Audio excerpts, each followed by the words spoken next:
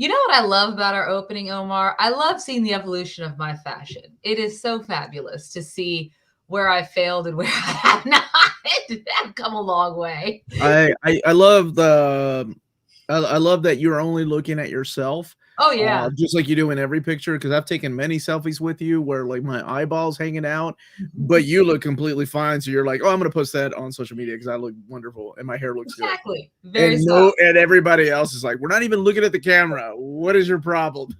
What's going on, Exactly. everybody? Yes, and with that, hello everyone. Welcome to Reels Talk with your host, the amazing Amanda, and my lovely co-host, the Uncanny Omar. What's up? What's up, everybody? I am the Uncanny Omar, and today we are going back to 1998. Oh man, what a time to be The alive. clubs were hopping, and Were they? yes, they were. 1998, I remember. We weren't quite thinking about Y2K yet, but we were getting ready. It was getting What? close. I wasn't old enough to drink yet. Neither was I. Oh, you are older, so that makes sense. I wasn't old enough to drink, but I could go to these R-rated movies. It is an interesting time, and I can't wait to talk about this with you and everybody else that has watched this. And I'm curious who else's first time it was besides Amanda, because I know it was her first time. It was. But I'm Yeah. curious if some people haven't watched it, because there are some movies that some people consider classics or must watch that not everybody has seen. Yes. I remember going to the theater to see this. It's a comic book movie. I do remember the girl's name. Her name actually was Megan. I took Megan on a date to go Oh see boy. Blade in 1998. Man, she was all about them vampires, though. She was all about that Anne Rice novels. I'm like, it's sort of like Anne Rice's Interview with a Vampire, But not. sort of not Yeah. at all. And what's so interesting is like that 98, 99, that's really where we started to see the popularity of the vampires and the supernatural, but like in a hip way, start to take shape. And I mean, Buffy the Vampire Slayer didn't come out in 97, I believe, right? Or it was Yeah. So that was with Sarah Michelle Gellar's That Buffy, not the 90s movie. I still haven't seen White Man Can't Jump. Hey, you know what? I don't think it's part of the Blade verse. No. I will tell you this, though. Wesley Snipes, he might be able to do martial arts, but he can't play ball at all. Woody was a better ball player. Now, go watch that movie. I'm serious. Go watch that movie and see how well Woody plays ball compared to Wesley. It's funny. I'll have to check Weren't it out. Weren't they going to remake White Man Can't Jump? You told me they were. They were going to remake it, but maybe that wasn't a good idea, and they decided to scrap. Maybe it wasn't a good idea. Okay. Yeah, man. I was so excited about this movie because it was a comic book movie. And back in 1998, we didn't have a lot of comic book movies. The last one that came out before this was 1997, and I did not even care. And that was Batman and Robin. You didn't want that? I didn't know. Dude, I didn't see Batman and Robin until like it was on HBO one day in 2000. In it. I saw that one. I didn't see it in theater because I was done. I was so burned out with the Batman franchise and where they were heading. And I'm like, not for me. But with this, I'm like, ooh, a Marvel movie. It's been a while. As a matter of fact, I think historically, this is the movie that kind of set the path for the amount of superhero movies we have now. Well, 1998, which led into 2000 with X-Men, 2001 with Spider-Man, and that's all she wrote. And I mean, that was pre-MCU, right? MCU was 10 years later with Iron Man. Yeah, but it's nuts to think and go back to that time where there were no superhero movies, and this kind of set the path for it. This is also before The Matrix too. And it has a lot of Matrix vibes, right? Especially with the music, the clothing, the even the feel and tone of the movie. But even some of the fight scenes, with the kung fu and the way they fight too, it is very pre-Matrix. Oh wow! So Fred Sinator has not seen it, really? Okay, cool. Yes. This is awesome. Yeah. Steel with Shaquille O'Neal, also 19. Some things, Colt, we tend to just forget. And that might be one of the episodes that we do with Was It Really That Bad? Exactly. Yeah, there are definitely other superhero films that came out, but the oral history of Blade goes that this movie helped usher in a new era of superhero films that we had not seen previously, especially when you're seeing diminishing returns with the Batman franchise, right? Mm-hmm. And diminishing returns not only with money, but also with ratings. Go ahead. What I want to clarify, Phil, is that the modern era of comic book movies that we have now, when you think of modern era comic book movies post 2000, but this kind of helped set that path that, holy crap, first of all, it's a rated R movie, and it did fairly well enough to get 2 sequels out of it. So 2 sequels. Absolutely. One that I only consider a true sequel, almost actually superior, maybe just as good as this one. The other one, holy crap. What happened there, man? They really went the way of Love and Thunder. But yeah, let's dive into this one. So wait, give me a minute. There is a stink bug on my mic. Can we please have watch you live have a meltdown? I need to get rid of this really quickly. Okay. Oh, sure it's not my God. Gonna bite you? Here, in case you need to see the stink bug that landed on my microphone. Guys. It'll be fine. No, I just want it to go away. Like right. Dude, oh my gosh. Hold on. This might be worth doing this. Okay, there you go. No, I gotta mute it. Get rid of the bug so we can start this episode.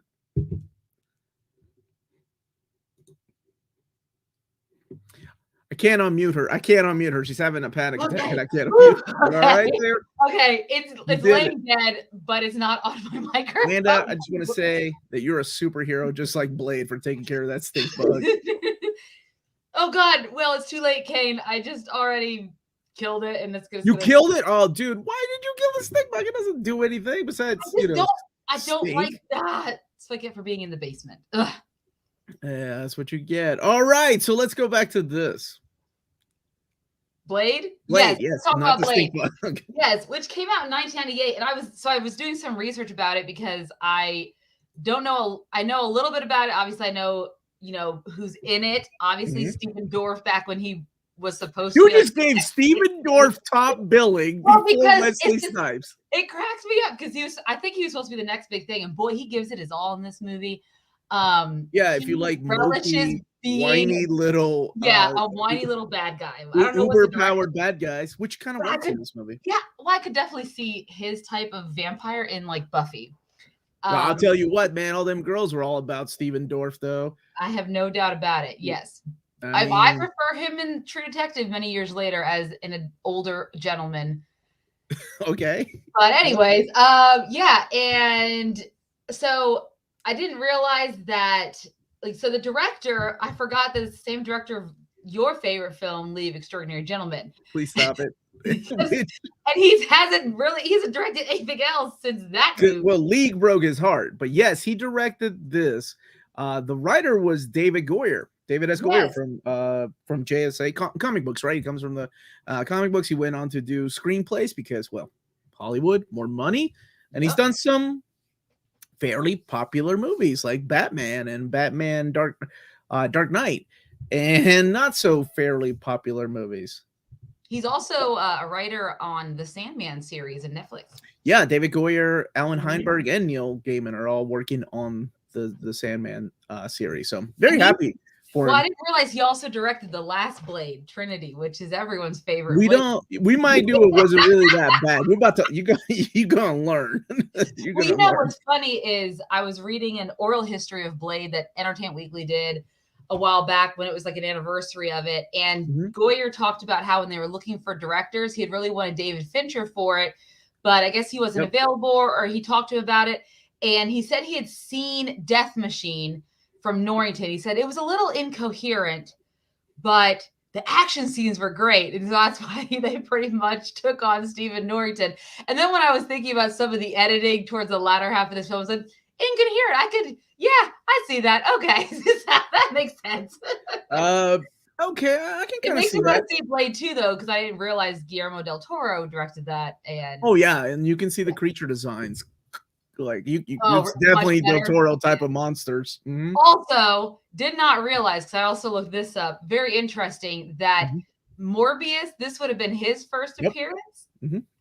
but they decided to not showcase that little tease at the end when Well, him they didn't and have the copyrights to it, because remember, this is a weird Spider-Man. time. Yeah. This is right after the Marvel bankruptcy, so studios were buying up properties, and Fox was ending up with the X-Men and Fantastic Four. I'm so sorry. Who was the studio that did? Was it New Line that did New this? Line Cinema, yeah. Okay, They wanted something Sony. low budget, but they Yeah, wanted a superhero film, yeah. And they wanted and something with a black actor because they almost did Black Panther, I think. yeah, they were in talks of doing Black Panther, Yeah. but instead they decided to go the route of Blade, and Wesley Snipes had never heard of Blade until he got into it. It's really cool. I'll be honest with you, I've seen this movie a lot. A lot. I like this movie a lot. Yeah. It brings back that 90s feelings. Like, oh my gosh, you would step into a club like that, especially if you went to like South Beach, Florida. Clubs be looking like the freaking vampire blood coming out. But all right. So that's a little behind the scenes of like how this kind of got put together. And I think it's really interesting. How this movie was kind of a throwaway movie. Any other time, I think it would have been directly released on VHS or DVD, but they tried it out in the theater, and it kind of stuck around there. They did great. I agree. Yeah, I think that it was something that it's now that I've seen this, though, it is going to be hard to not compare the Mahershala Ali version when it comes out finally. Well, I think his version might be truer to the comics, right? He's British. Wesley Snipes is not. Neither is his Blade character. But there are some things that they borrow. And I'll talk about those here in a little bit. That they borrowed for. What clubs did I go to? I went to every club in the late 90s and early aughts, my brother. Dude, you ever been to clubs in South Beach, Florida? Them clubs were nuts, man. Blood coming all out everywhere. I think most of them is there's no way they have clubs like this anymore, just because of where we are with society today. Like it was just weird things that were happening. I don't know. Maybe I've been to some Vegas clubs that are kind of odd too. Anyway, Blade. Let's talk about Blade and not about Omar's club. We don't need to talk about that from the late 90s. No, we don't need any other podcast would be a fascinating piece. But for today, this isn't even a podcast. But go ahead, continue. I know, but we need to talk about Blade. So let's talk about Blade. Blade opens up, with a interesting club scene with a human. Quickly, we learn he's a human, but not everyone else in the club is a human, and they have this bloodbath type of scenario. Now, who is luring this human there? A beautiful young woman by the name of Tracy Lords. And if you're familiar with, I'm not familiar with that certain type of film in the adult industry, now I know. You knew exactly who that was as soon as you saw her in the car. Tracy Lords is a vampire. Cool. But yeah, she lures him into the club. Sorry. I was like 11, so I would not have known that. I may have known that at 11. I was reading Diary of Anne Frank. It's not like this is her first acting role. I mean, she'd been in a lot of things. She was in John Waters' oh my goodness, what was that movie called with Johnny Depp? Crybaby. It's not like she's been in a lot. You're familiar with Tracy Lord. Yeah, well, she's got a lot of work under her belt, right? Join the Patreon where we'll be discussing Omar's glove to see this. Oh yeah, that is Friday. Oh my goodness, I'm busy every night this week. So yeah, that opens up a club, and what you think is like your stereotypical, oh, she's luring him there, right, to turn him into a vampire. No, he's just there as meat to feed the vampires. Exactly. And I want to know what you thought of this when all this is happening, the blood's coming down. What are you thinking in your head? Like, I was thinking this is very much how I envisioned a 90s vampire scene to play out. Like, because while I have never seen Blade, I did see a lot of Buffy the Vampire Slayer.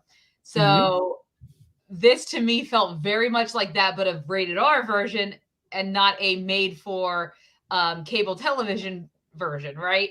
So I immediately enjoyed that portion of it. And then I loved when Wesley Snipes comes in and just goes to town on them all with his katana and just kicking some serious ass. And we even get, I love this guy, Donal Logue. This guy is the best character actor. He plays Quinn in the film. And I was like, isn't that the guy from The Patriot? the guy from Gotham, dude. Well, I love that you went with the Patriot instead of like his. That's the first time I remember seeing him with the Patriot. Oh, okay. That Yeah, was not too far before after this. Yeah, he's a funny guy. He was friends with Steven Dorff. That's kind of how Steven Dorff got involved. Yeah, because Steven Dorff was not gonna do this movie. So yeah, like I said, I know a lot about that. I've seen a lot of the commentaries on this movie quite a number of times. Did you? Oh my gosh, yeah. So I was really excited to see Donal Logue show up, and he's this quippy. He's also a Ghost Rider. He is also a Ghost Rider. I do remember that as well. Where is my GIF of Ghost Rider? That was like the best. I'm gonna find that. It wasn't a Ghost Rider GIF. It was something else. It was. I'm gonna find it for you and bring it back. Yeah, but he's his usual quippy self, and he's also there, and they're having this battle. Then, of course, he ends up frying a vampire. But you think he's dead, but then the vampire shows up at the hospital after the fact. But before he does that, you did capture the death of Tracy Lords. That's right. Show it to me. I got you. Oh, there she goes. Oh wow, look at that. I know. This is not Buffy the Vampire Slayer. No, that would not happen. I mean, they still might disappear like that. Yeah, and I really thought it was interesting the way, like, when he did kill vampires, the way they, like, blew up, or the way the vampires, it's so different than what I'm used to. Much more bloodier, not dust. Like, when, not only him, but later on in the film, when Deacon Frost, which is Steven Dorff's character, when he takes one of the elders, one of the purebloods. Yeah, that was graphic, man. Melting, his whole body's just melting off. Like, well, that's interesting. Yeah, that was awesome. I love that. Yes. Even though it's ridiculous that they're out there in motorcycle outfits. It's sure, whatever. I'll suspend my disbelief. So from what I gathered after starting to watch it out, so if you're turned a vampire, you can withstand a little bit of sunlight. If you wear sunscreen, a lot of it, and maybe a motorcycle helmet. But if you're pure blood, you can't. And if you're Blade, you have special powers. You're a daywalker because your mother was bitten by a vampire while you were in the womb, and then you were born with some of the DNA, so it makes you unique, and apparently makes you a necessary part of a prophecy. I guess, because that's how all these movies go, especially in the late 90s or any type of movie like that. And then, of course, he has to have his love interest, who we're introduced to is Karen. And I've got to be honest with you, after I realized who his mom, the actress played his mom, which is Sana Lathan, and she's from the Best Man franchise, and she's in a lot of other movies that I love. I was like, why didn't they cast her as the love interest? I was like, why did you cast her in that role? She would have been so good in that role. Not that Bush didn't do a good job, but this woman's gone on to like do stuff. I like the lady that they cast. I mean, she hasn't been in anything. I think she was in like Dead Presidents is the only thing I remember her in. That's all. I looked her up, nothing. But like, of course, yeah. But Sana Lathan has been. I mean, she's just right now in Best Man Final Chapter on Peacock. If you watch that, I mean, and you know who else is on that show? That's right. Last roll, baby. Well, okay. No. We don't say it's the last time. Good evening. Unfortunately, can't stay because of work reasons, but just what's going on, man? I haven't seen you for a second. Love for both Amazing Amanda and Uncanny Omar watching MC constantly on replay. Please keep up the great work. Thank you, man. Much love back to you. It amazes me how Omar knows to use a GIF on StreamYard. But shut up, James. Don't call me out. The only thing is it's uploaded already. Don't tell all my secrets, dude. All right. So, yes, takes him to the hospital, which has my favorite quote and my favorite scene of this movie. And I shared that with you earlier today. It just felt so natural. It felt like Wesley Snipes wasn't acting. So there's a scene where, the vampire escapes through the window and Blade goes after him, right? He sees the girl there bleeding because she got bit and he remembers his mom. That ain't the scene I'm talking about. The scene I'm talking about is when the security guards walk up and they just start shooting. And Wesley Snipes, not Blade, looks at them and goes, "Motherfucker, are you out your damn mind?" I love it because Because first of all, I don't think that was in the script. Second of all, I think like whatever they shot at him, like he must have gotten hurt, and that was a genuine reaction. And the director was like, "We're keeping that." Like, I love the way he delivered. I was like, "That's not acting. That's for real." Wesley Snipes pissed off at these dudes that just because he doesn't show much emotion throughout the entire. No, except for that part, he doesn't show that much emotion. So that is a great line. For real, like my favorite line in the whole movie. Just the way that I have a couple other ones. I mean, I do too, but that for real, that takes it, man. I love that line. Yeah. So obviously, this vampire, so she is a hematologist by some, stroke of luck that the love interest also happens to be the only person who could probably save Blade's life and help him defeat other vampires. And she is bitten by Mr. Crispy, which is what Whistler calls him later on in the film. And of course, Blade takes her to his mentor / partner, Abraham Whistler, played by Chris Christopherson, which when I didn't see Chris Christopherson in a film in a long time. So my first immediate reaction was, is this someone who's trying to be Jeff Bridges? Easy. And then I realized, oh no, it's not. He was old man Jeff Bridgesing before Jeff Bridges was old man Jeff Bridges. I was like, oh, okay. And loved his role, actually. One of my favorite characters in the film was Whistler. He made that's a really interesting character, because you figured, comic book movie, these characters come from the comic books. Whistler's characters did not originate in the comic book. He originated in I think it was the Amazing Spider-Man animated show. He was a character that was with Blade, and the editors at Marvel were like, hey, we kind of like this dude. Eventually, I think he showed up in the Marvel in the actual 616 universe, but I thought that was really cool that they borrowed, from that. It's kind of like Harley Quinn, making her first appearance in the TV show, the animated series, and then eventually coming into the comic books, and of course now she's in movies and stuff. So sort of like that character. Yes, I just compared him to Harley Quinn, which doesn't make any sense. That's the last time I interrupt. I promise. No, you're fine. That I like it. No, that's very interesting. Yeah, but I do like the character Whistler. I wonder if they'll put him in the new film. Maybe version of him. Maybe. Yeah, maybe. But people have petitioned for Wesley Snipes to be the new Whistler, but I don't know if that's gonna go anywhere. Wow, wouldn't that? Because Wesley Snipes looks the same. Like, he still looks like the dude he was in this movie. I'll be honest. People might get a little confused seeing Wesley Snipes and then Mahershala Ali together, because it depends on how they wardrobe him, right? Like, yeah, I don't think the new Blade will be as like, militaried up with like I think he'll be more sleeker, because I get that vibe from him. But we'll see. We don't know. Anyways, so yes, we were introduced to the Whistler. He pretty much took Blade in after he was, taken from his mother's womb. He found him as like an orphan. He's feeding off homeless people, because he is still a vampire, and he was able to create a serum to help him keep his bloodlust at bay. And then they've been fighting vampires, because we learned that Whistler, his family was killed by bloodsuckers, as is the case with most people who want to hunt vampires. And they have some garlic serum they use to try to like stay Karen's turn, or maybe keep her from turning. But clearly that only works so long in the film. And then she ends up having to figure out her own cure, which Blade doesn't want. Anyway, so then we're introduced to this group of pureblood vampires. And these are vampires who were actually born as vampires. Like, I guess vampires can mate and reproduce in this universe. Well, most people can.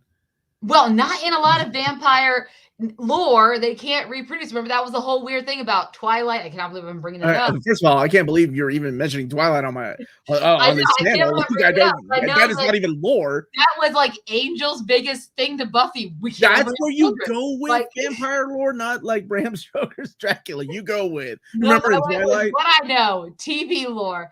Okay. Gotcha. I'm pretty sure they couldn't have babies in Vampire Diaries either. Anyway, oh my gosh. I'm out of this conversation.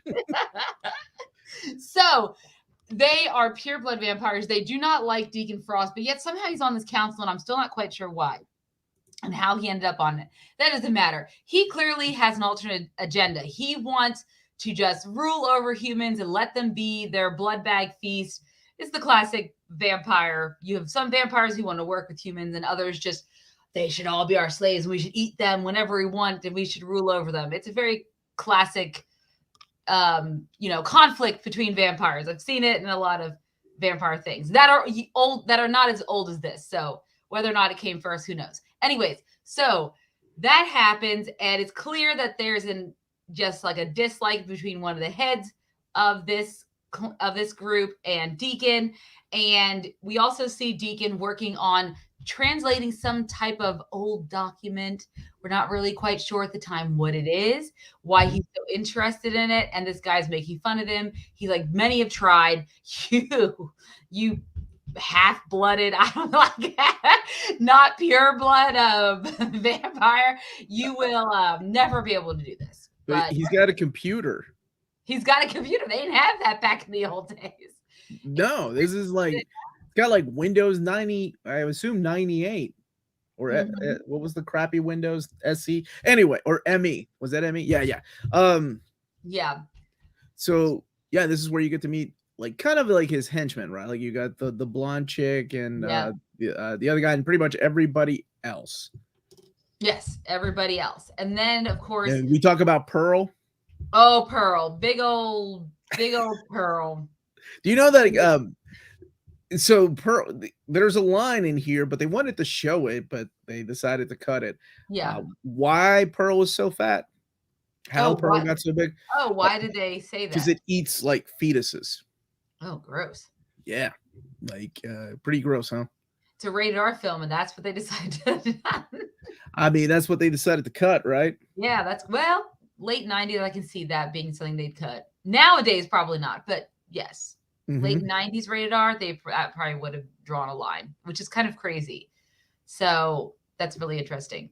But yeah, they were introduced to a lot of henchmen, and of course, was the script for White Guy. We changed the title. It's not even White Man Can't Jump. It's now White Guys Can't Jump too. The sequel. I love it. I love it, Phil.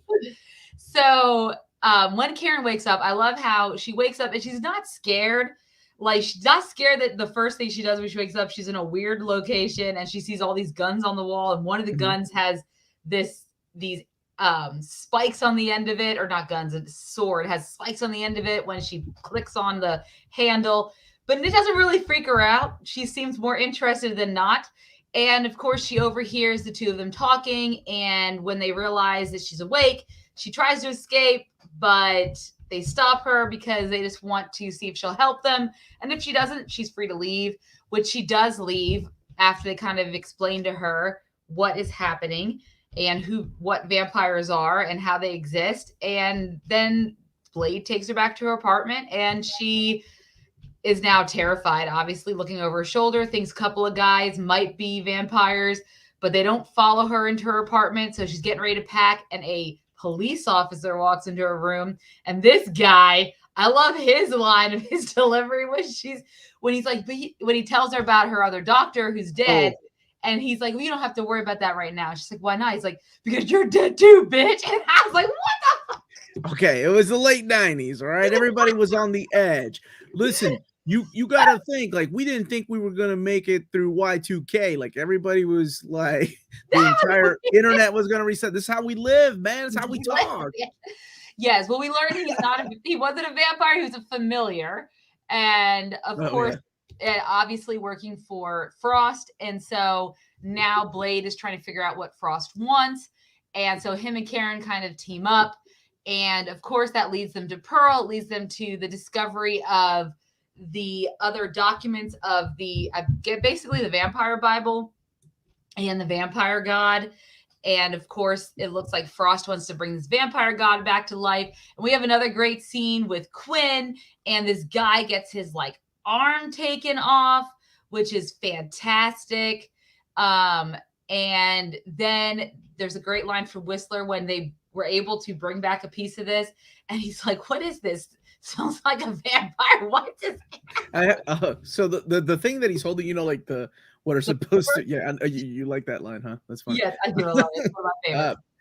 Those things that are supposed to look like Dead Sea Scrolls were Yes. like the cheapest props to make. All they are just like it's just Xerox paper, like that people printed out script and then they just aged it. That's it. That's all they did. Awesome. That's wonderful. That's great. I mean, that's a very good way of handling props because it works very well. It still looks like the Dead Sea Scrolls.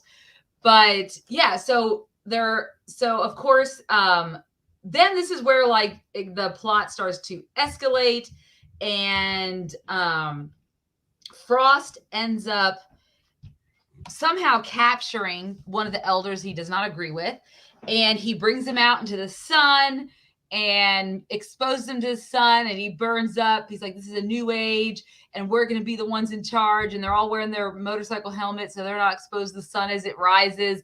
We get to watch him, the elder, get all, disintegrated, but in like a really gory, bloody fashion. And then he goes and he steals a young child in the middle of are they in New York? Is it Central Park? No, they're in the South. It's like New Orleans, I think, is where they're okay. Well, they're in the middle of a beautiful park, and he steals this girl to hold her hostage to get Blade's attention.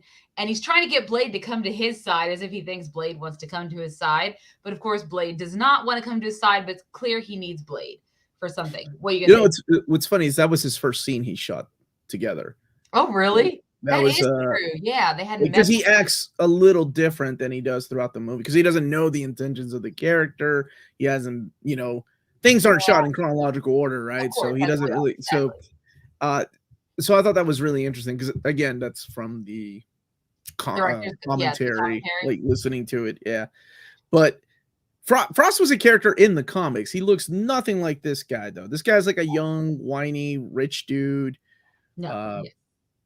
And Frost in the comics was more like an older dude from Germany. Who turned Blade, he's that type of origin. Although, actually, no, his mom in the comics, I think, I don't know if this has been updated, but she was a prostitute. Oh. Yeah, I don't know if they've updated that or not in Guggenheim's run. I can't remember. But yeah, that's pretty much. So carry on. Yeah. So he ends up pretty much ambushing Whistler and Karen at the lair. He ends up taking Karen, and Quinn ends up just doing a number on Whistler, who's also dying of cancer. We also learned through the duration of the film. So this has always been kind of like a end game for him. Like, he's going to do this up until he can't do it anymore, right? His mission is to rid the world of vampires, and he's going to do it as long as he can. But Quinn, of course, tortures him to near death, but leaves him alive long enough so that him and Blade can have a nice chat before Blade gives him his gun and he kills himself. And then we get the final pretty much confrontation where he's gathered all the elders so he could perform the ritual in this temple that I guess is it in New Orleans too somehow? Everything's in New Orleans right now. Everything's in New Orleans. For the sake of the film, everything's in New Orleans. And ancient vampires were hanging out in New Orleans, I guess, before it was New Orleans. And they made a temple. And so they're all in this temple, and he's using the ancient or the elders, the purebloods, for his ritual. And he says this interesting thing to Karen, and it's so bad where my went. And he's and she was talking about, like, you used to be one of us and all this stuff. And he's like, and he starts going on and on about how he's talking about, he's like, I'll tell you what we are. We're on top of the world. We're on top of the food chain. He says, you people are history. And I almost wanted her to be like, you people? What do you mean, you people? Anyways. So it was pretty funny. I know. I can't help myself. But then Blade. Vampires. Blade shows up.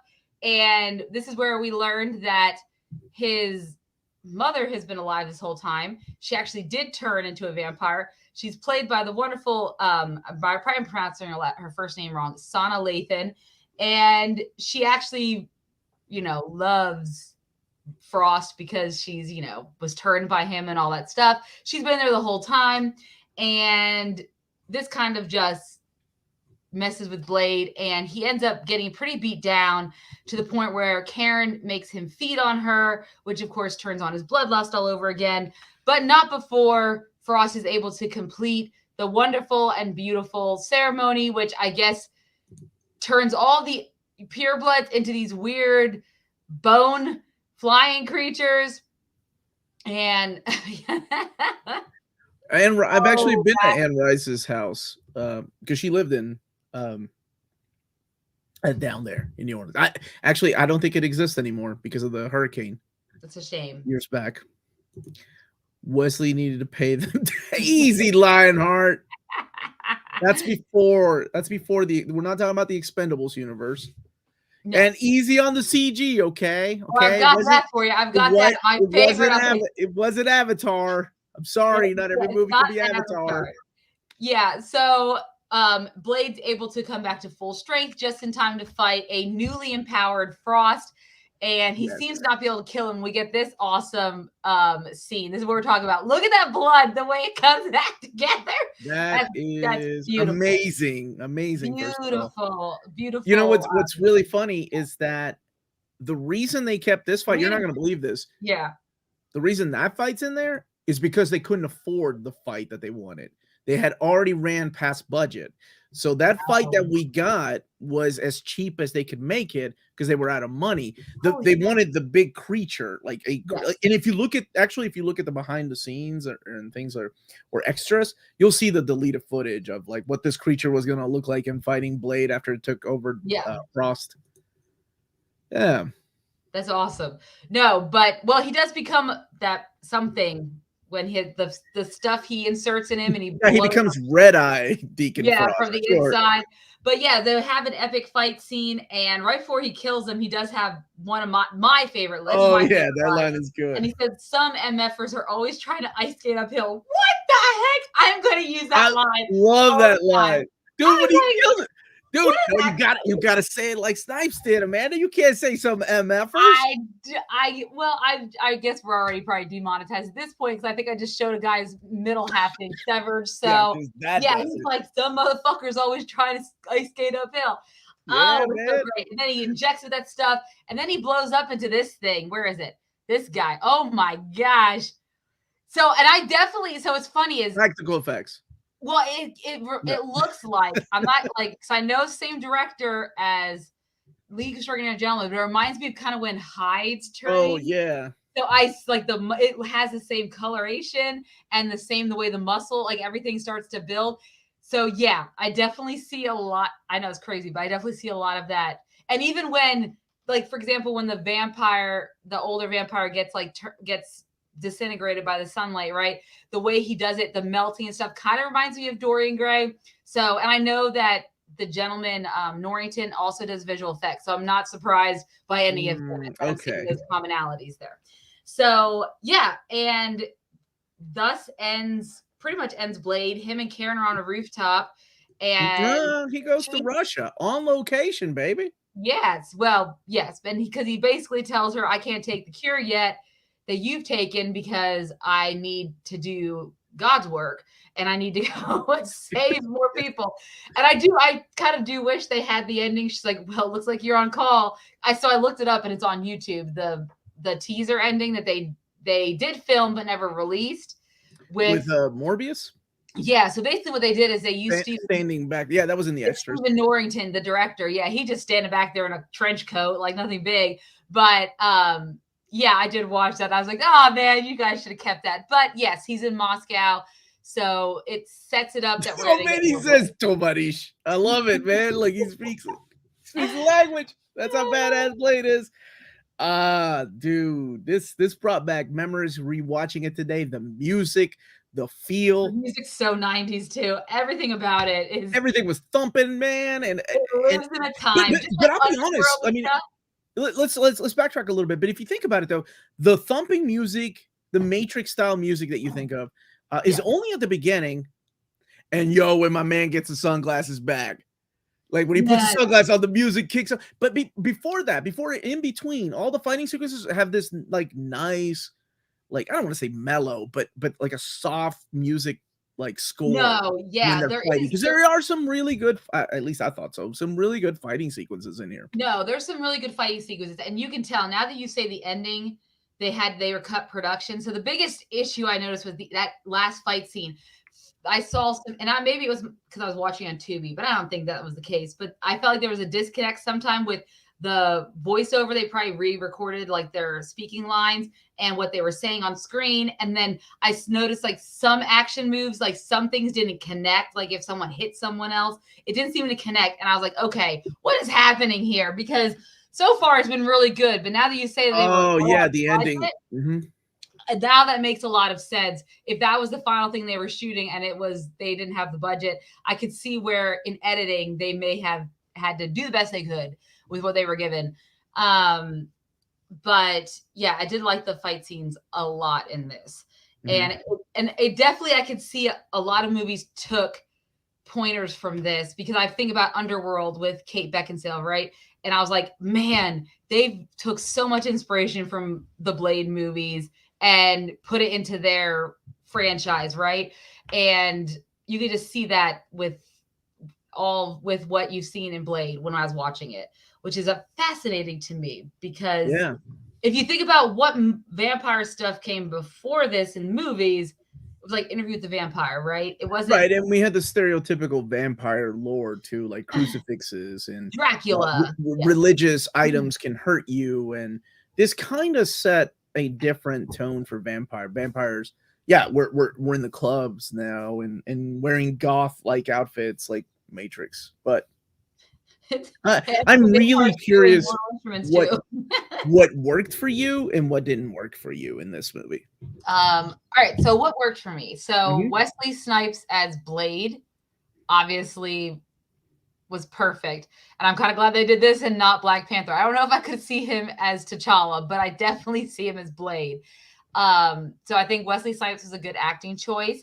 Stephen Dorff as Deacon Frost, for what the kind of character they were doing with it, I thought was perfect. So as far as the casting, I was on board, except for Karen was okay. I honestly do think that they should have cast the other girl as Karen, because I feel like their chemistry as mother and son was so weird. It would have been way better if they were supposed to be love interest than if maybe they made last minute changes. I don't know. Maybe, I don't know, but I really love that actress, and I wish they would reverse those two. Anyways, but I like the action sequences, and I liked a lot of the lines. I thought it was very quippy, clever writing for the most part.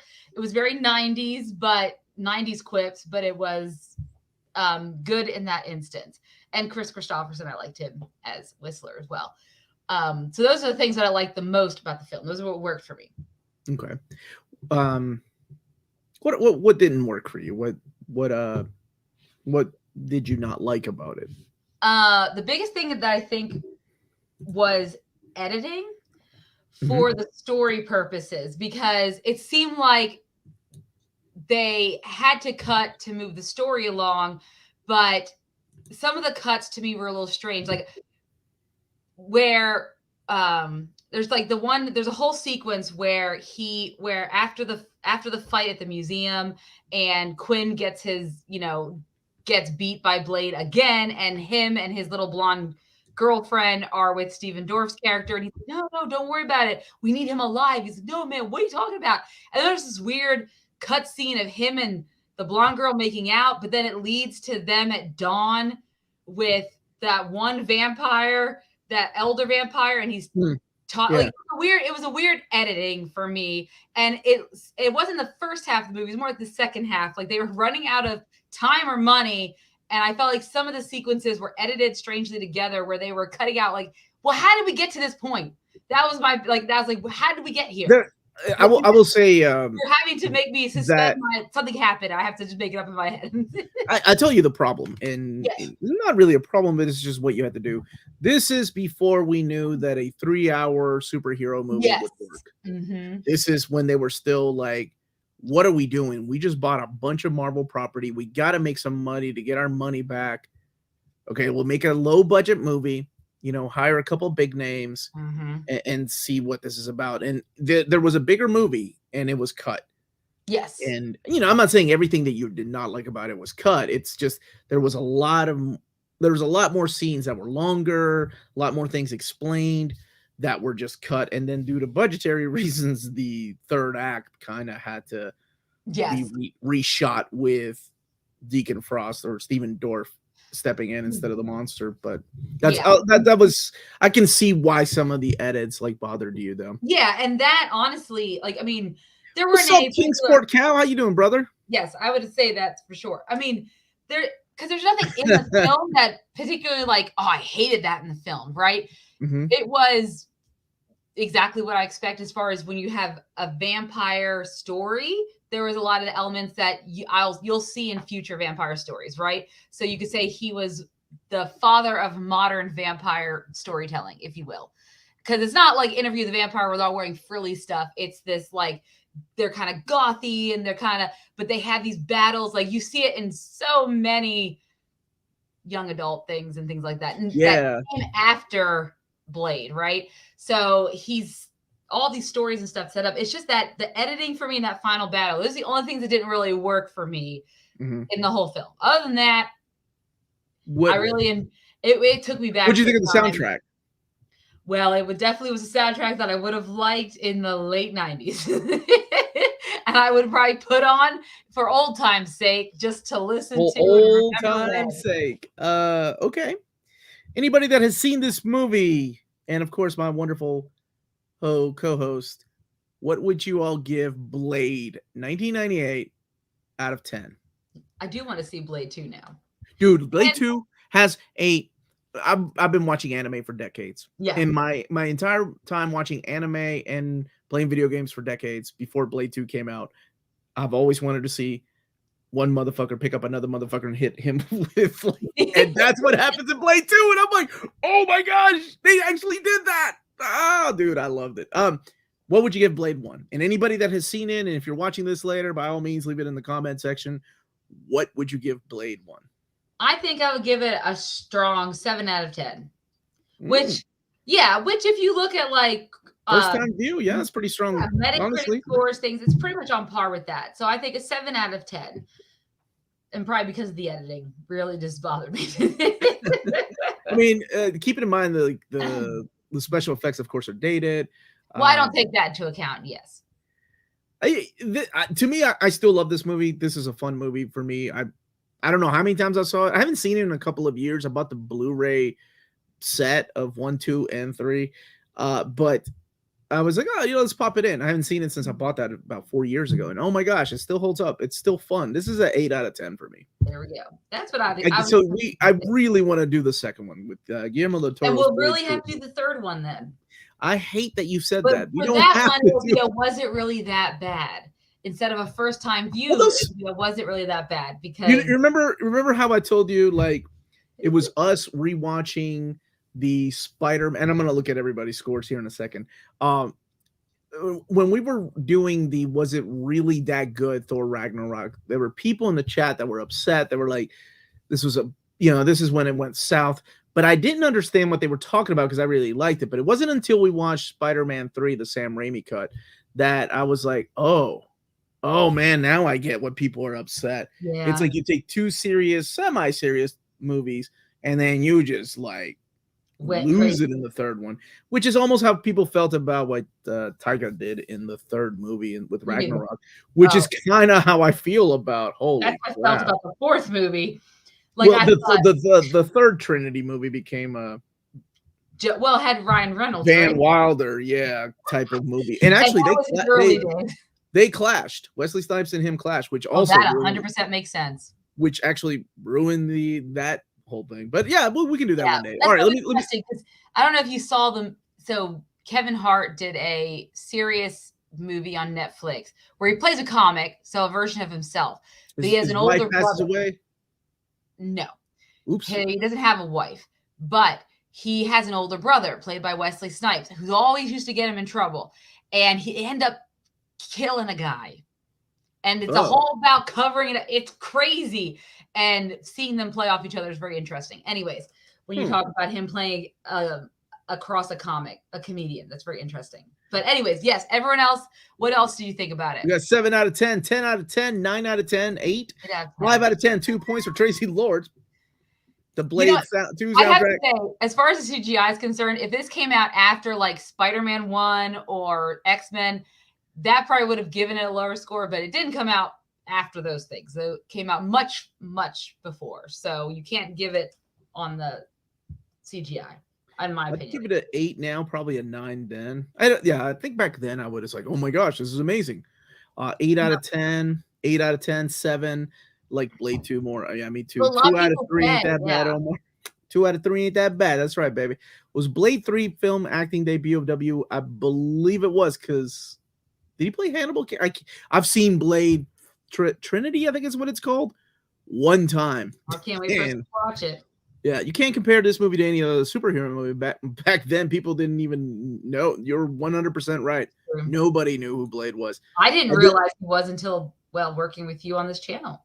Well, yeah, and that's okay. I mean, there's a lot of graphic novels and comics that get turned into movies, just like there's a lot of books that I didn't realize. I didn't know Road to Perdition was a graphic novel. Yeah, there's some like that too. Yeah. The M. Night Shyamalan film was a graphic novel. So it's a bad movie, but a good graphic novel. 7.5 out of 10. The third is amazing. Yeah, I feel like Ryan Reynolds. I think. Oh man, Josh, I want to watch it now. Blade is better than Love and Thunder. Well, yes, that's true. That's crazy to say that. Guillermo del Toro worked in early development for Blade Trinity, and then he was offered Hellboy. In the world, yeah, and he should have stuck around with Hellboy. 8 out of 10. And Wesley Snipes was great in Eddie Murphy Dolomite. Oh, I forgot about Dolomite. Yeah. But yeah, that was our rating. So we got 7. You said 7, 7.5, 7. 7. Mm-hmm. 7 out of 10 and 8 out of 10 for Blade. I like doing these. Nikita Lyons out of 10. That good? Nah, man, it ain't that good. Blade 2 is Nikita Lyons out of 10 though. I like doing these segments because it makes me go back and rewatch them. Because same reason I started doing old reader, new reader. That was a lot of fun. So what's everybody been up to? What's going on? What's new? We had an Ant-Man trailer drop. Yeah, I was thinking of that when you said about how the explanation of going from serious to joking. But it's funny because Omar and I, so when Ant-Man just premiered the newest trailer, which I hope everyone here has seen it, because we get a glimpse of MODOK, and it is like, instead of getting funnier, it feels like Ant-Man got more serious, is what Omar said. And I was like, yeah, it's definitely a different tone than the previous Ant-Man films. And I am looking forward to this movie even more so now. Yeah, same. I'm curious to see the route they go. It makes sense, if he, and by the way, I'm actually going to put up a banner. If you don't, because there are some people that don't like watching trailers. I'm going to put up a banner. We're going to talk just a little bit about the Quantum Mania trailer talk, just so in case you don't want to know anything about it. Because the trailer, although it doesn't show that much, it does show a couple of things. Number one, holy crap, Kang. Looks comic accurate. Yes. He looks so good. He looks so good. Cape and everything, baby. That's my favorite Avengers villain. So I'm excited to see what they do with him. Hopefully they take him into a serious. Gosh dang it. Really? There.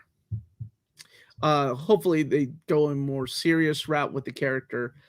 I like the idea of Ant-Man wanting to get back wanting to get that time back. That makes sense, right? As a father, as a parent, losing any time with your kid, God forbid something happens, get put into a coma or whatever, you lose any time with a child, like you just want to get it back. So it makes sense that he's looking for that. And whatever deal he makes with Kang, whatever MacGuffin he's searching for, Kang, I love the line that, he says, I don't have to win. We just both have to lose. I think that is so good. And it might foreshadow what ends up happening to his character Because you don't think they're going to keep him around after this. I think, I mean, how old is Paul Rudd? Like, you know, the routine of workouts for these actors is insane. Rough, man. Yes, exactly. Yeah, I don't know. I mean, obviously it makes sense, especially when they're introducing Cassie Lang, who apparently goes to jail. So it sounds like she gets in a little bit of trouble. Hey, just like her old man. So that's just like her old man. I'm sure it's something that he would have done, like a good, like stealing from the rich to give to the poor, or something crazy like that. I have no idea. So it's going to be interesting to see the direction they decide to take with this. They still have hope, and we still have the other. We still have Hank Pym and his wife. So I mean, Janet. So I don't know what's going to happen exactly. Okay, if I had to guess, out of all those characters, the ones that are going are Michelle Pfeiffer and Michael Douglas. I mean, it would make the most sense, right? Right. But I don't know. I mean, getting rid of a character like Paul Rudd before another Avengers, my goodness, there goes just about all your legacy characters, right? They're all just about gone. Exactly. I mean, now we say that, but we still have other legacy characters who, while they've had a third movie or whatever, they're not gone. Like Doctor Strange is still around, right? Mm-hmm. After Multiverse of Madness, technically Thor is, if they wanted to bring, he's just hanging out with his new daughter. I have no idea. Do you think we'll ever see Chris Hemsworth in an Avengers movie, though? Well, not anytime soon, because he's taking a break because of his Alzheimer's. So I don't think we'll see more Thor. And honestly, I'm okay with that. We can move on from that. If it's going to be Thor and it's going to be Late Earth Lady Thor, it's going to be, what's her name instead? That I would be okay with. But Jane Foster? Jane Foster's Thor, if they can bring her back as Thor and make her a better character that doesn't have to look for her stupid quips all the time. Paul Rudd is in his 50s. Is he? Yeah. Guy never ages. Paul Rudd is 27. They still have hope, jobs, and cash. Paul Rudd has been 30 for 2 decades now. Yeah, he really has been. That's what I'm thinking too, Josh. Like, if it shows the threat of a villain, if you kill your lead character of a movie, Michelle can go. Hank has to stay for at least one more. I can see that. I mean, they just need to do something. They need to do something crazy. Yeah, what Amanda's saying is that he was tested for it, right? And there's like a high percentage that he's going to get it. That's why he wants to take some time off. Like I remember he expressed that, like, taking time away from movies to focus on his family, which is what you do when you hear things like that. And I guess eventually you miss it and you want to come back. And he can still come back for a Secret Wars. That's many years down the road. So there's still a possibility. Mm-hmm. Yeah, definitely time. There will be some recasting in the MCU. I think that's going to happen here shortly. And with Secret Wars and King Dynasty, it just feels really strange when you recast the character, a beloved actor. Oh my god! How did that pop up there? I'm so sorry. No, I did not notice it that much at the time when there was a change. You don't think there's a difference I wasn't invested in Rhodey after one movie. There's a big difference between Don Cheadle and Terrence Time. If they recasted someone like, I don't know, Iron Lad, and it wasn't Tyson, because I'm a little upset. Oh, I'm dropping it. Terrence Howard, baby. Think Paul Rudd was absent from the trailer this time that was in it last time? Bill Murray.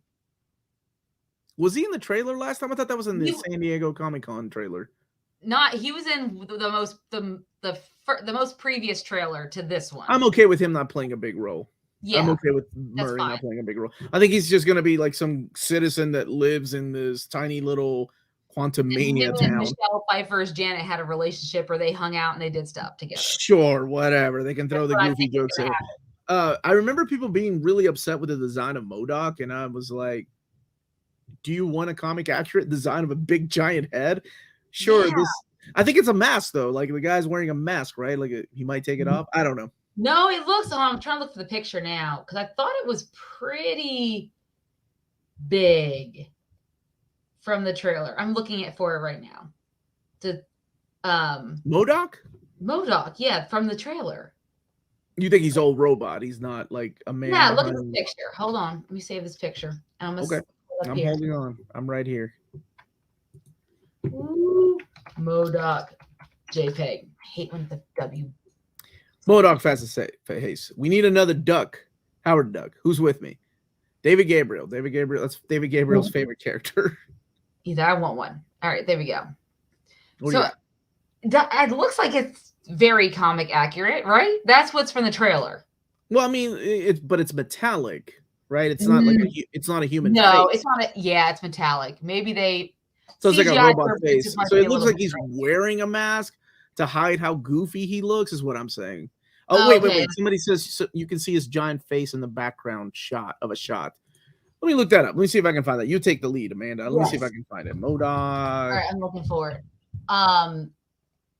Yeah, but with the trailer, there's just a lot in it that really does make me think something is going to happen in this. And I think last time I was like, I think it's going to be very pivotal to the introduction of Kang. And I think even more so now after watching the trailer, that's the idea, intent behind it, is to make this a pivotal starting point. Because phase 4, when we look back at phase 4, right, what major things really happened in phase 4 that affected the greater universe? I guess maybe a celestial coming to life on Earth. I don't know, but or awakening on Earth, that could have been a big event, but it wasn't made to seem like a big event because it didn't have any repercussions. So I am waiting for something that is going to be a fairly significant thing or introduction. That's what I'm waiting for, because we were definitely missing that with phase 4. I felt like phase 4 is a closeout for some characters, an introduction of some characters, and just seeing what's going to work for the next phase.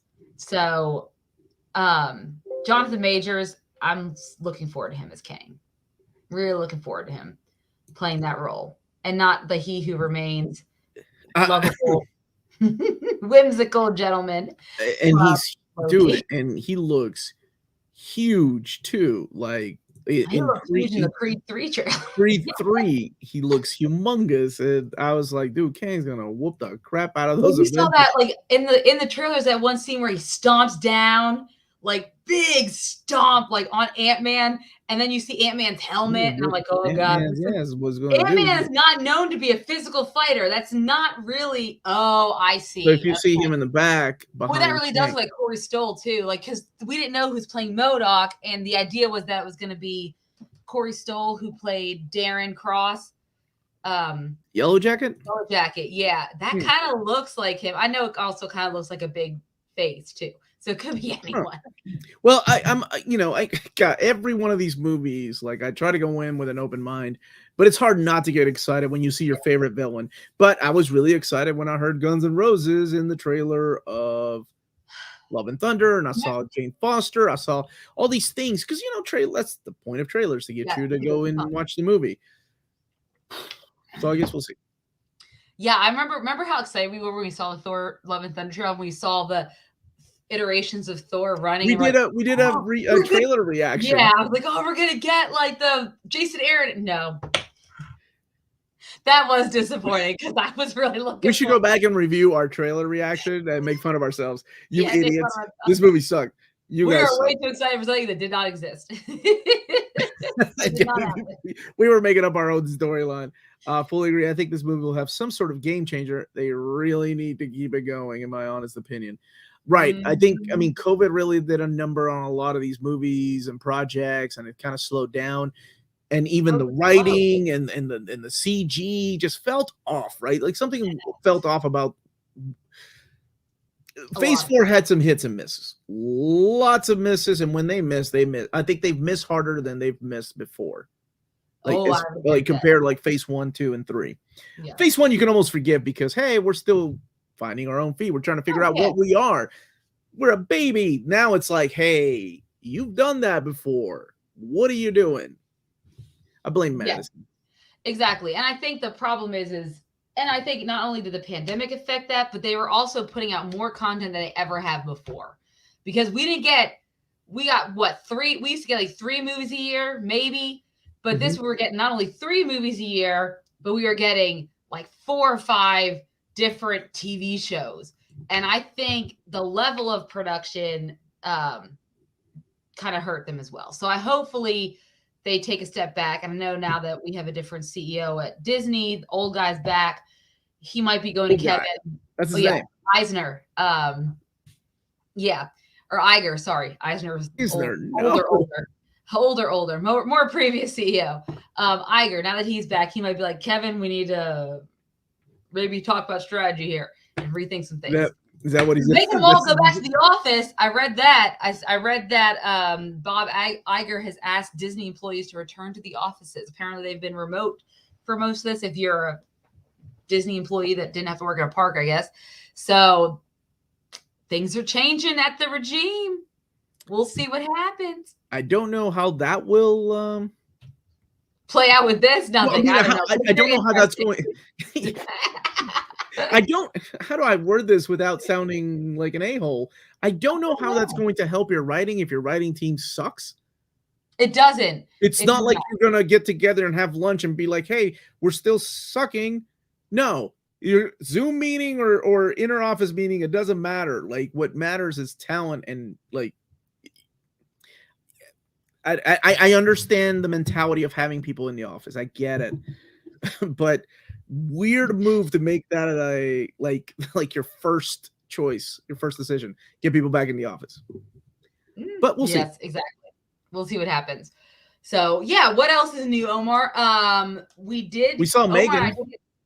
We did get a chance to see Megan this weekend with our daughters. Do a quick non-spoilery review without not spoiling anything. Yes, I never thought I would go see a horror movie in theaters, but this movie was with my 7-year-old daughter who wanted to see it and was really angry when my husband kept covering her eyes at some of the more graphic scenes in the film. For those of you who have seen it, you probably know what I'm talking about. And so much so that she tried to look them up on YouTube later. And I said, you can't find that stuff. It's hard to find that stuff. So I said, if we really want to watch, you can watch it at home after it comes out on streaming. Anyways, Omar, what'd you think of Megan? Starting out earlier. All the hype. Was it worth all the hype that it's been getting? Because it's gotten no. I actually enjoyed the new Child's Play more because I had a lot of fun laughing at that one. That one, just the special effects in that one were hilarious. This one, I don't know what the target. I feel like I feel like I'm getting old because I'm looking at things like this and I'm like, who's the target audience? I did the same thing with Midnight Club. Is that what it was called? Midnight Club? Yes, the newest of the, or the Lock and Key TV show. It's like, okay, we have kind of kiddish humor, but we're also having some sexual content jokes. And then this one, there's some violence, but not too much violence. It was PG-13. Anytime you have a horror movie that's PG-13, it's kind of like well, let's see what happens. It was okay. Some of the idea of, and this isn't a spoiler, but the idea of, hey, we are too glued to technology, and this is going to be the effect. It was really in your face about it, especially with the little girl and the aunt, the interaction between both of them. I will say that I understand why these type of movies are popular though, because it's one of those movies that relies on jump scares, and that's what people like. It's like, for the same reason a lot of people that didn't like horror movies could watch The Walking Dead or things like that. Like, you're not a fan of horror movies, but you can watch The Walking Dead because it's not really that scary, but it's got a few jump scares and some creepy things from time to time. I feel like that's scare me as much as Poltergeist and Ghost. Yes. Or that's my thing. Just because it's like, I like horror movies where nothing's explained. The fear of the unknown to me is the scariest thing. Like, yes. I don't need to have an explanation of why there's a zombie outbreak or what's going on with robots coming to life. Whatever. Just give me something creepy, psychologically scary. What did you think about it though? Yeah, one thing I did think is, like, wouldn't it be funny if Megan turned out to be a prequel to Terminator and this is how AI took over the world? That was one of the first thoughts I had. It was a fun horror comedy, perfect for someone of my level who can take a little bit of horror but not too much. It definitely made me laugh. Like, that is so dumb, like, in that kind of a way. And I think the target audience, in my opinion, is definitely like teenagers of the TikTok Gen Z era. And you can see that in the way the movie has blown up on those types of social media channels. That's the audience. Marketing is amazing on this. And it's like the same Smile. thing that they did with Smile. And that was another movie I wasn't a big fan of. That's their target audience. Hey, Jaegernaut. Ring is an excellent one. On the fence about going to see Megan, but Ex Machina is one of my... Don't expect Ex Machina type no, of... it's not that level of intellect or anything like that. I mean, Gleason or Dominic Gleason and stuff is amazing, but don't expect that. I mean, catch it on streaming, you know? Or the little girl in it is who plays not the AI robot, but the actual girl who pairs with her. She's really good at being a creepy little girl. So she's really good at it. She was also in Black Widow. If you guys are not familiar with that character, I think she played wow, you got a good memory. I don't know. Her sister. I think she was Yelena, a young Yelena. Oh. Yes. Because she's too young to play a young, because there was like almost like a preteen version of Natasha when they did flashbacks. I haven't seen Pearl yet. X was okay. X was a throwback to those Texas Chainsaw Massacre type of movies, but Brittany Snow's in it, and it's about you know the premise of X. Yes, I do. Okay, definitely one you can't like. I didn't watch with Lydia. I had to watch. No, that's one of the things I've heard would watch. I ain't gonna have that conversation. Yeah. So it's a little more adult oriented, but it's a trilogy, right? Like, is Pearl? Yes. Never mind. That's a spoiler. But Pearl comes before X, and then there's another one that comes out, and it's after X. Yeah. So Orphan is good. I liked Orphan. Have you ever seen The Orphanage? That's an excellent Spanish flick. It's good. See, again, those are things that I don't think I'd want to watch. Like, Orphanage isn't too terrible. Not like I'm trying to think of the one from Argentina that I was like, ooh, this is a really good creepy one. Oh, what was the name of that one? Okay, anyway, go ahead. I'm sorry. What's up, Felipe? Is this it's not my father. No, maybe not. Brittany Snow, I did too. She's an adult star in this movie, and if you had any kind of crush on her, watch it because of the acting. Speaking of adult crush, I found this for you as well. Adult crush. Yes! The Ghost Rider gift. You found it. It's not even for Ghost Rider. It's for something else. Oh, what did I call? Oh, Nicolas Cage digging for that national treasure. Oh, man.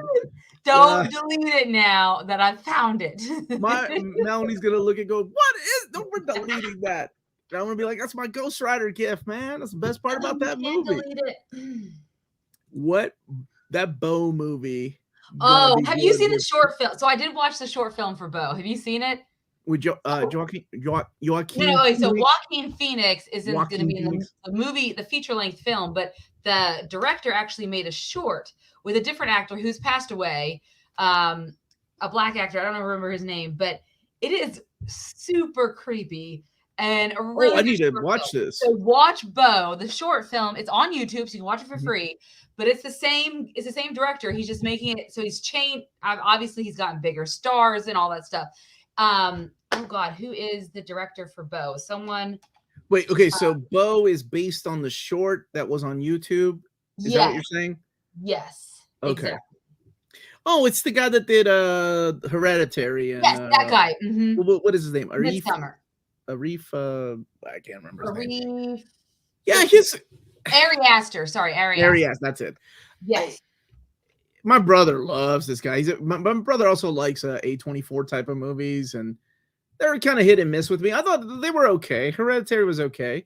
Not to spoil it, but did you watch Hereditary or Midsommar? No, because I did watch Midsommar. Well, you watch Barbarian. Barbarian's a lot creepier. Midsommar creeped me out, and I'm afraid to watch Hereditary, but I will watch it because Frances McDormand. I need to see her acting in it. Apparently, one of my favorite reviewers, he was just so devastated that she did not win a Oscar for that role in Hereditary. She was in that? I thought that was Toni Collette. Oh, sorry, Toni Collette. Yeah, sorry, wrong one. Okay, sometimes I get confused. That's yes. Okay. Tony, he wanted her to win. Yes. But I did see Midsummer because Florence Pugh, and it has Adam Warlock in it too. So there we go. Long before he was Adam Warlock, Amanda. And honestly, can I just say her boyfriend had it coming. At the end of that film, I was like, good. This is creepy. Wow. Weird, but he had it coming. So I was okay with it. I love that you call her Florence Pugh, not Black Widow, and him Adam Warlock. Not by exact name. Very nice, very nice. Yeah, I'll watch it. I think Hereditary gets a lot of love, and I think it was pretty good. I wish it's one of those horror movies that explains a lot, and I did not want or need that for me. I always tell my brother, I'm like, I kind of wish they kind of ended it with the creepy naked guy in the corner and not explain anything, and that's where the movie ends. Oh man, they've gotten rid of the short film on YouTube. Oh, they pulled it? Probably because of the movie coming out. Lights Out. I remember every October I love watching horror shorts, and Lights Out was one that we watched with Amanda. But my favorite, what was the one that we watched?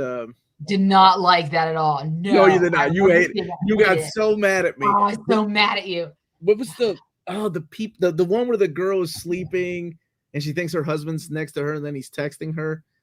That's the one where you lost. No. You're like, you just started yelling, and I'm like, calm down.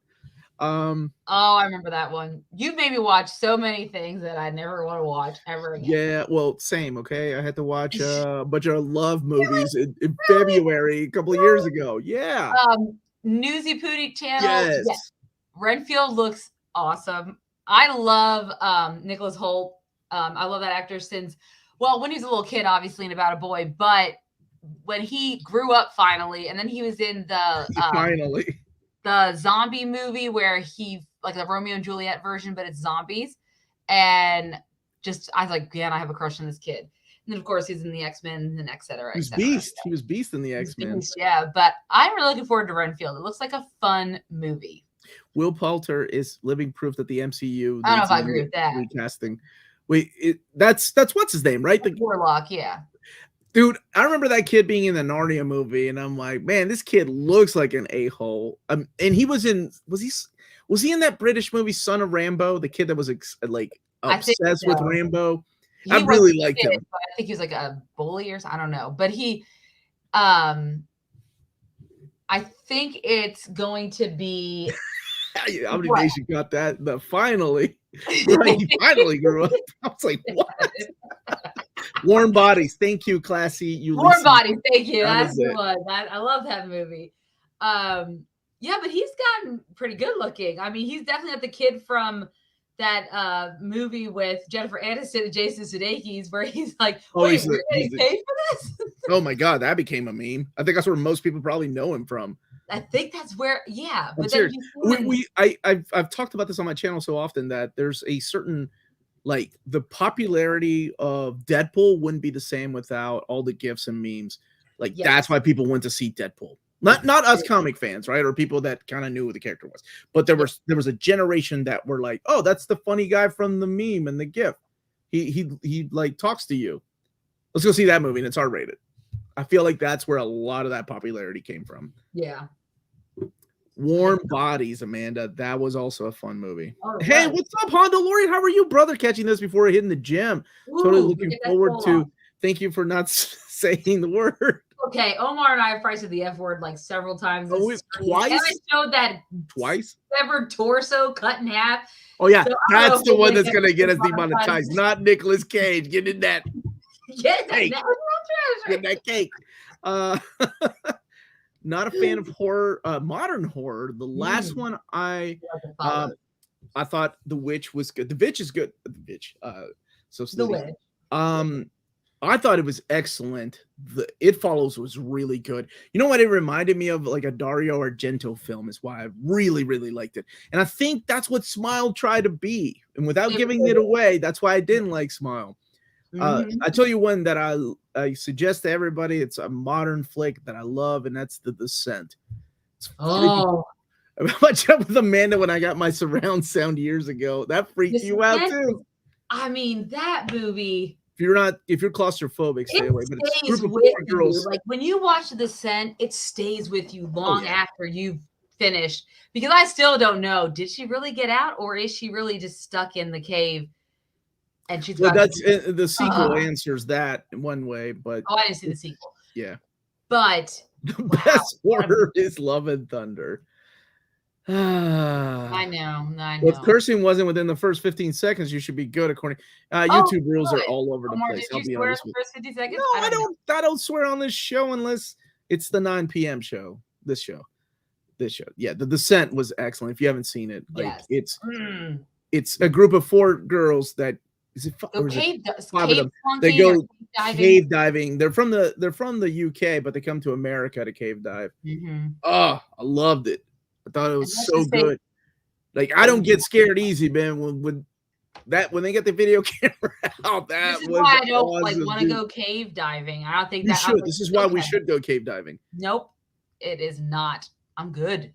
Gonna have to watch The Descent now. You good? I saw that. I saw 27 hours. I'm good. I don't need to climb rocks. I don't need to go into caves. I don't need to do anything outdoors. Keep me inside. Thanks for promoting the Patreon. Ask me anything tomorrow, man. I appreciate that. A good horror comedy is Ready or Not. I haven't seen that one. Oh, Ready or Not is good. Have you seen? Oh, you haven't seen it with the girl who's like a mirror image of Samara Weaving. She got married and Adam Brody is in it. Yeah, that's why. And it is. Wait, I thought that was Samara Weaving in that movie. Yeah, that is who it is. You said it was the girl that looks like Samara Weaving. No, the girl looks like Margot Robbie, and then I was like, oh, Samara Weaving. Yes. I realized her name. You've seen The Babysitter, right? Like she's also in that. Yes, exactly. It Follows Sucks. It should have been called STD. Yeah, I can see that. Car accident scene. Dude, the car accident scene in that movie was rough. Let's see. That movie was dope. What's a modern horror film that y'all can name that actually scared you? Well, that sounded hard for me because a lot of things scare me. Omar would be a better judge of that. I can say a lot of things. Barbarian. Man is a quite adorable. Record scared me.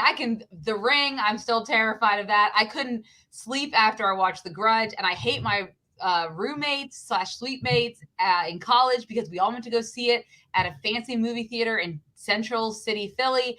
And then on the cab ride home, I would look out the window and I kept thinking I would see the fucking kid's face in the window.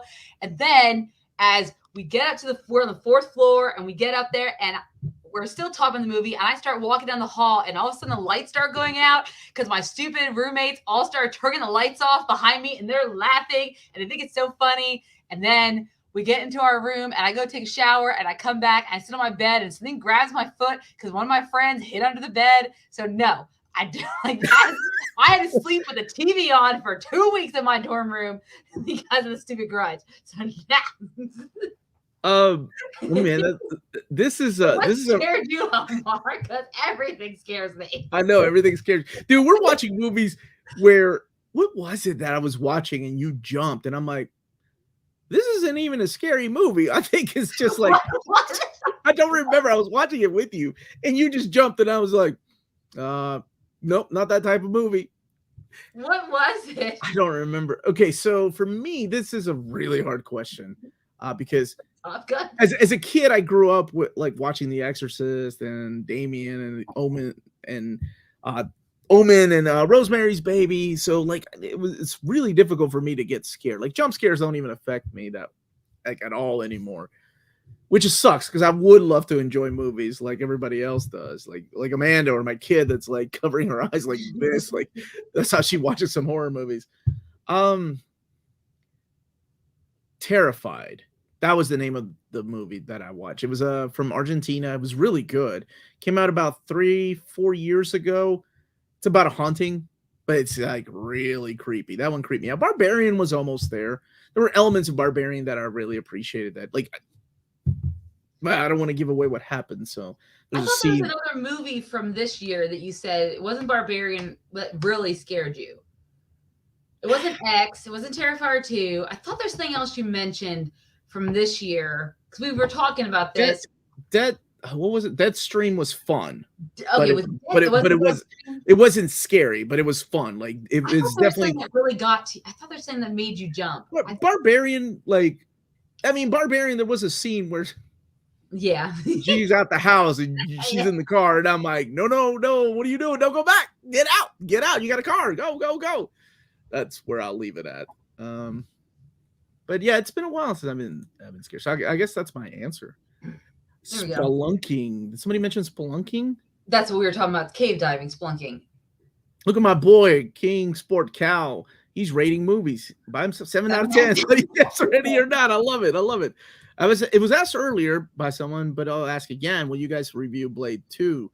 Yeah, Amanda, would you like to review Blade I would love to review Blade 2, particularly because it's a Guillermo del Toro flick. Mm-hmm. And I did like the first one, so I'd like to do the second one. I was trying to think about what next week is going to entail. So someone asked earlier if we were going to do a Willow review. Oh, yeah, what do you want to do? Willow just dropped, and I watched the season finale right before the show, actually. So I haven't seen the last 4 episodes. But Omar needs to catch up on Willow. But I thought something else is coming out. Doom Patrol 4 is out.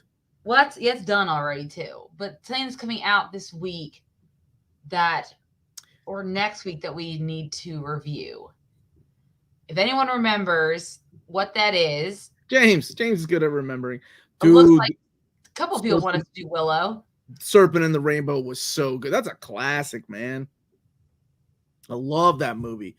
I don't think was the Blu-ray. I think the Blu-ray was actually released in America, but it was like a limited release. I need to find it. That's a good movie. All right. I haven't watched any of the Bears, so I need to watch it. Also, if you guys haven't had a chance, Golden Globes, which I am surprised they are still a thing after all their controversy, came out, aired last night. And one of my favorite shows I mentioned on my 2022 list, Abbott Elementary, took home Best Comedy Series, and Quinta Brunson and he's an adult now, but the kid from Everyone Hates Chris, they both got trophies for their acting in Abbott Elementary. So everyone should check that out because it is a fantastic comedy series. And it's on basic cable, which is crazy because, half-hour sitcoms don't usually get nominated and win those categories. Last of Us is next week. And by the way, Last of Us is it's this weekend. It's Sunday, right? Yeah, well, let's do it next week then. Yeah, then we'll do it. Yeah, we'll do a review. Yeah, well, that's what I wanted to review. I know not everybody has HBO, though, but... Well, that's why we do it Sunday. It gives them a chance to find it. But it comes out on Sunday. I know. Oh, okay. We do it on Wednesday. It gives them a chance to find it. By the way, the Blob remake. Oh, my gosh. You're talking about the 1988 Frank Darabont movie? I love that movie, dude. I made my kids watch it. My youngest couldn't do it, but my oldest, she was all about that, dude. Especially when the kid gets killed, because you never see a kid get killed on film. Like, that rarely, because there are certain rules when it comes to, like, children and death and stuff like that. Like, and really weird rules. I think Masters of Horror broke that rule. But, yeah. What? Good night, man. Be good. You should review Animated Green Lantern show. The original one, right? Last of Us. Yeah, Last of Us. Last of Us then. I'd be up to doing that. And we should eventually do a Willow. Since we did review the first couple episodes, we should probably... I can knock it out. You can knock it out. I mean, we could do like a review off. Also, someone said they had no idea the Golden Globes were on. They were, but it's been a tumultuous year. Angela Bassett actually won Best Supporting Actress for Black Panther: Wakanda Forever. And Michelle Yeoh won for Best Actress for Everywhere, Everything, All at Once. And Ke Kwan, he won for Best Supporting Actor for Everything, Everywhere, All at Once. So I'm really looking forward to that because a lot of those are indicators for the Oscars race. And if Angela Bassett wins an Oscar for her turn as Queen Ramonda, let's face it, though, she say what you will about that movie, she owned that. Yeah, you can say whatever you want, but that movie, she killed it. She overshadowed a lot of people. So good in that movie, man. Exactly. So good in that movie. Yeah. Okay, so maybe we'll do Last of Us then. Yeah, I'd be excited because I'm really excited to see it. Last of Us next Wednesday, and Willow, maybe we can sneak it on like I don't know. At the back end or something, yeah. Yeah. So there, thank you all for reminding us, and then we can keep doing the first view review whenever we need to. Or was it really that bad? We got backup plans, man. We got backup plans. Backup plans. What does that mean? Late 70s Invasion of the Body Snatchers. Yes, with was it Donald Sutherland, right? Yep, Donald Sutherland. Dude, that ending still creeps me out. Everything, everywhere, all at once. It does. It did. Dude, Michelle Yao told people to shut up. Like when they were trying to get her off the stage. Poor pianist to shut up and she could kick her butt. I was like, that's so. Yeah, she could. She could kick their butt. A24 is making so many good indies. Yes, my brother would agree. He loves all their movies. Yes, he does. He loves all their movies. Some of them are hits, some of them are misses for me, though. Yes. Nicolas Cage remake of Wicker Man scared me, but for all the wrong reasons. I like that. Anything else before we wrap up tonight, Amanda? And tell everybody to hit that like button, please. So, no, I think that's everything. So next week we'll do a Last of Us review, maybe throw in a Willow series review as well. So thank you guys so much for watching. Don't forget to hit that like and subscribe button. And remember to follow us on all of our social media channels at nearmintcon. Remember to check us out on Spreadshop for some great near mint condition merchandise. Also check us out on Patreon for $1 a month or more. You can support us in all that we do. And then last but not least, if it's classy and cool, it must be near mint. Good journey, everyone. We will see you all next week for more Reels Talk. And I'm sure you will see Omar many more times this week as well. Tomorrow, live at 11:30 a.m. with, oh my God, I heard this was good. Yes, I heard Puss in Boots too. I should just go see it. Yeah, I don't know why I haven't seen it yet. I need to go I'll go this weekend, Bro Gamer, and I'll go take my kids to see it. There we go. Have a great night, everybody. Thanks, Amanda and Omar. Thank you, my dude. Return of Swamp Thing 4K. Everyone stay healthy and safe. I'll be back tomorrow, like Amanda said. Hit that like button on the way out, though. Yes. Good journey, everyone. Bye. Did you end the broadcast? I thought you always ended. No, this is your thing. I'm hovering around. You end every freaking. Okay, fine. I'll do it. We'll do it.